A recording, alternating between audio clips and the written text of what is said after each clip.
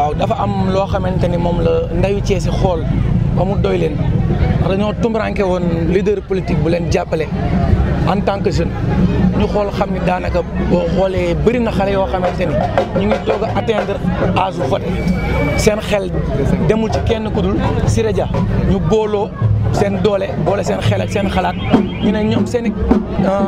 xel kenn kese la jëm ngir ànd ak moom mu di Siré Dia ndaxte gis nañ Siré li muy defal jeunesse thiessoise bi même li muy def yemul Thiès kese mais maam nekk na si dëkk bi yëpp Sénégal yëpp lay defal mais plus particulièrement waa ndayu Thiès ñoom ñoo jug jël seen kàddu jébbal ko Siré Dia ndax gis nañ ni moom moo nekk leader bi nga xamante ni pare na pour dimbali jeunesse bi sans pour autant que mu jee xaar lenn moom moo tax ñoom ñu nekk ànd ñoo kenn ci fenn ak neneen nu dul Siré Dia moom képp lañu xam moom kese la ñu wóolu moom képp lañu àndal pour àndal. waaw loolu ñu ngi si instant bi nii ndaxte boo seetloo daanaka bépp foo xamante ni dañ fay récupérer carte ndayu Thiès ñu ngi ciy dox pour jéem a fexe xool nu ñuy mobiliser jeunesse thiessoise bi pour ñu mën a dem jëli seen carte aussi tamit ñi nga xamante ni même bu fekkul pour les jeunes aussi ñi ngi jéem a sensibiliser population thiessoise bi pour ñu mën a dem jëli seen carte parce que actuellement les cartes sont disponibles mais peut-être information bi moom moo jàllagul normal mais ndayu Thiès lépp lu mu ci mën ngir doxal ko ñu ngi koy def ngir mën a gars yi mën a dem jëli seen carte ngir ñu mën a fal président Macky Sall dès le premier tour incha allah rabi parce que ndayu Thiès ñoom ñoo taxaw lenn muy kese lañ jàpp ni moom mooy suñu mébét muy fal président Macky Sall dès le premier tour te incha allah rabi mouvance bi nga xamante ni la jeunesse thiessoise bi di doxee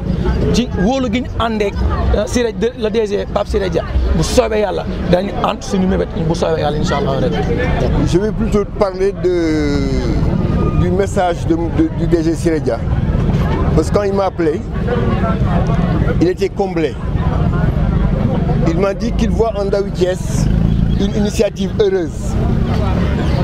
Comme l'a dit tout à l'heure Madame Gaye, c'est les jeunes, les primo-votants qui font la différence en général. Et il voit en Ndawi Thiès une initiative que lui avait toujours conseillé aux jeunes de Thiès. Heureusement qu'aujourd'hui, Madame Gaye et compagnie ont pris l'initiative. Il dit qu'il ne doute pas de la victoire au soir du 24 février, grâce aux primo-votants, grâce à Ndawi Thiès. Il demande aussi d'essaimer, de couvrir toute la ville de Thiès. Il nous a chargé de vous dire qu'il est comblé, qu'il est content, qu'il apprécie votre initiative et qu'il vous demande de faire toute la ville de Thiès, de faire de Ndawi Thiès un organe qui va couvrir toute la ville de Thiès. Donc c'est ça, quand il m'a appelé, c'est ce qu'il m'a dit. Là, je suis encore sous le choc parce que il m'a transmis son, comment dirais-je, il était dans la ferveur quand il m'appelait. Il m'a demandé de venir les accueillir parce que je sais qu'il est comblé et qu'il les apprécie. Donc voilà. Une telle initiative, vous rafetez ni, Madame Gaye, félicitations. Il y a ce groupe qui est andal yep. Et comme l'a dit tout à l'heure Michel Sall, DG kontaan trop te nee na lii na wër Thiès ba Thiès gépp gis ci seen bopp parce que lii lu rëy la wax ngeen ko sànq la différence ñi koy def su élection yi mooy les jeunes. Quand il y a une jeunesse très engagée comme vous, donc mën nañu am yaakaar mën nañu am contentement. DG kontaan na ci yéen kontaan na ci ni ngeen koy jàppale et loolu soo ko defee Madame Gaye du ñu bett parce que xam nañ la xam nañ sa borom kër xam nañ ñi nekk sa ginnaaw xam nañ seen groupe. Vous êtes toujours engagé lenn yitteelu leen lu dul politique gu Siré Dia lenn yitteelu leen lu dul Siré Dia Thiès gi ñu xam ni moom moo ko moom. Chaque jour également yéen a ngi koy wane yéen a ngi koy jëfe donc Siré Dia moom moo ñu woo sànq téléphone pour ñu accueillir leen pour vous dire que ni devant tout le monde devant l'opinion thiessoise devant la jeunesse thiessoise que moom Siré Dia vraiment il est content na si yéen trop et il vous encourage encore nee na mi ngi seen ginnaaw mi ngi seen kanam de telles initiatives su ngeen koy yaatalaatee également il va vous appuyer inchallah il est très content de cette initiative. maa ngi tudd Sadani Aïdara Diaw Gaye nekk la présidente du mouvement Ndawi Thiès ñi nga xam dañ koo sos bu yàggul dara di ay jeunes ay association ak mouvement yoo xam ne dañoo bootu ci ginnaaw la DG Pape Siré Dia pour réélire le président Macky Sall dès le premier tour. On a initié cette caravane aujourd'hui parce qu'on a vu que, comme ce qui s'est passé en 2012, c'était les primo-votants qui avaient élu le président Macky Sall.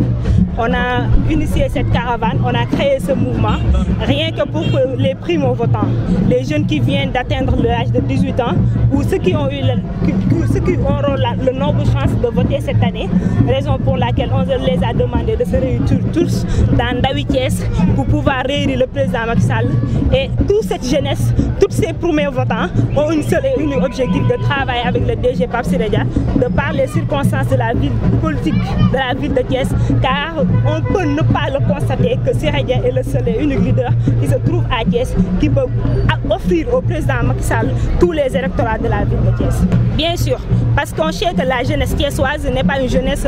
malsaine comme on le disait. Depuis un certain temps, on voit que la jeunesse se réunit de par des associations, de par des teams, de par des mouvements religieux, culturels ou éducatifs, raison pour laquelle on est allé vers ces mouvements. Mais au primo, ce sont ces mouvements qui sont venus vers nous pour qu'on puisse les présenter au DG, car toute la jeunesse a un fougue de travailler avec le DG Pape Siré Dia. Raison pour laquelle on a associé toutes ces associations, ces teams, ces mouvements autour du DG Pape Siré Dia pour rien que d'autre que la réélection du premier président Macky Sall ici à Thiès. C'est nous qui allons fêter la victoire en premier lieu, Inch'Allah, au soir.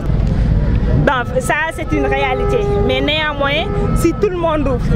prenez l'exemple du DG Pape Siré Dia, je pense qu'il n'y aura pas de léthargie dans le parti. Car DG, je peux dire que c'est l'unificateur du parti. Depuis qu'on l'a connu, nous, en tant que jeunes étant dans le parti, il ne fait que nous unifier, nous demander d'avoir un seul unique exemple, à savoir le président Macky Sall. Raison pour laquelle on demande à tous ces leaders de prendre exemple sur lui, car lui, il est un unificateur et il demande à tous ces troupes et à tous les jeunes qui sont derrière lui de travailler pour le DG Macky Sall, pour le président Macky Sall. Et nous tous, on a le même objectif, à savoir le président Macky Sall. Donc on ne devait pas avoir de dispersion ni de contradictoire. Merci.